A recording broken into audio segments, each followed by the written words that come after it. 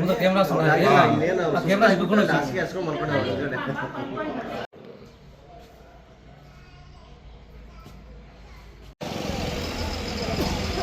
ಗೌರಿಬಿದನೂರು ನಗರದ ಹಳೆ ಆರ್ಟಿಒ ಕಚೇರಿ ಬಳಿ ದಾರಿ ಬದಿಯಲ್ಲೇ ಇರುವ ನರಸಿಂಹಮೂರ್ತಿ ಎಂಬುವವರ ಮನೆಗೆ ಗೌರಿಬಿದನೂರು ನಗರದ ನಿವಾಸಿ ಕಳ್ಳ ದೇವರಾಜ್ ಬಂದಿದ್ದಾನೆ.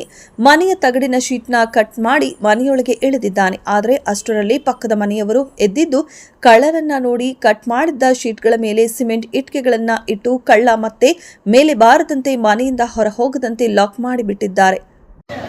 ರಾತ್ರಿ 12 ಗಂಟೆ ಒಳಗೆ 12:30ವರೆಗೆ ನಮಗೆ ಸೌಂಡ್ ಬಂತು ಸರ್. ಸೌಂಡು ನಾವು ಮನೆ ಪಕ್ಕದಲ್ಲಿ ಒಬ್ಬೊಬ್ರು ಫೋನ್ ಮಾಡಿಕೊಂಡು 3 ವಾರ ಫಾಲೋ ಮಾಡಿಬಿಟ್ರೆ ಒಬ್ಬರು ಓಡೋಗ್ಬಿಟ್ಟು ಸರ್.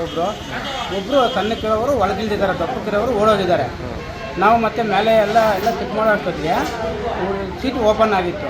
ಓಪನ್ ಆದಮೇಲೆ ನೋಡಿ ಬ್ಯಾಟ್ರಿ ಆಗಿಬಿಟ್ಟು ಕರೆದ್ರೆ ಯಾರೂ ಬರಲಿಲ್ಲ ಸರ್. ಅದರಿಂದ ಅಲ್ಲಿ ಓಪನ್ ಆಗಿರೋ ಥರ ಸಿಮೆಂಟ್ ಬ್ರಿಕ್ಸು ಜೋಡಿಸ್ಬಿಟ್ಟು ಸರ್. ಈಚೆ ಕಡೆ ಬರ್ದಿರ ಅವ್ರ ಓನರು ಫೋನ್ ಮಾಡಿದ್ವಿ. ಅವರೆಲ್ಲ ಹೈದ್ರಾಬಾದ್ಗೆ ಹೋಗಿ ಬೆಳಿಗ್ಗೆ 8 ಗಂಟೆಗೆ ಬರ್ತೀವಿ ಅಂದರು. ಅಷ್ಟೊತ್ತವರೆಗೂ ಒಳಗೆ ಇರಲಿ ಅಂತ ಮಾಮೂಲಿ ಸುಮ್ಮನೆ ಇದ್ಬಿಟ್ಟು ಸರ್. ನಾವು ಓನರ್ ಬರ್ತಾಳೆ ಎಲ್ಲ ಚೆಕ್ ಮಾಡ್ತಾ ಇರೋರಿಗೆ ಸೋಫಾ ಸೆಟ್ ಕೆಳಗೆ ಮನ್ಕೊಂಡಿದ್ದಾನೆ ಸರ್.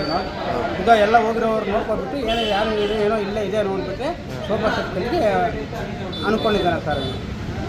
ಹೀಗಾಗಿ ಏನ್ ಮಾಡೋದು ಅಂತ ತಿಳಿಯದೆ ಕಳ್ಳ ದೇವರಾಜ್ ಇಡೀ ರಾತ್ರಿ ಮನೆಯಲ್ಲಿಯೇ ಇದ್ದು ಬೆಡ್ಶೀಟ್ ಹೊತ್ಕೊಂಡು ಬೆಚ್ಚಗೆ ಮಲಗಿಬಿಟ್ಟಿದ್ದಾನೆ. ಇನ್ನು ಮನೆಗೆ ಕಳ್ಳ ನುಗ್ಗಿರುವ ವಿಚಾರ ತಿಳಿದು ಹೈದರಾಬಾದ್ಗೆ ಹೋಗಿದ್ದ ನರಸಿಂಹಮೂರ್ತಿ ಬಂದು ಬಾಗಿಲು ತೆರೆದು ನೋಡಿದ್ರೆ ಕಳ್ಳ ಬೆಚ್ಚಗೆ ಮಲಗಿರೋದು ಗೊತ್ತಾಗಿದೆ. ಸುತ್ತಮುತ್ತಲ ಜನ ಸೇರಿಕೊಂಡು ದೇವರಾಜನನ್ನ ಹಿಡಿದು ಕೊನೆಗೆ ಪೊಲೀಸರ ವಶಕ್ಕೆ ನೀಡಿದ್ದಾರೆ. ಗೌರಿಬಿದನೂರು ಗ್ರಾಮಾಂತರ ಪೊಲೀಸರು ದೇವರಾಜನನ್ನ ವಶಕ್ಕೆ ಪಡೆದು ವಿಚಾರಣೆ ನಡೆಸಿದ್ದಾರೆ. Pradeep, A news TV, Gauribidanur.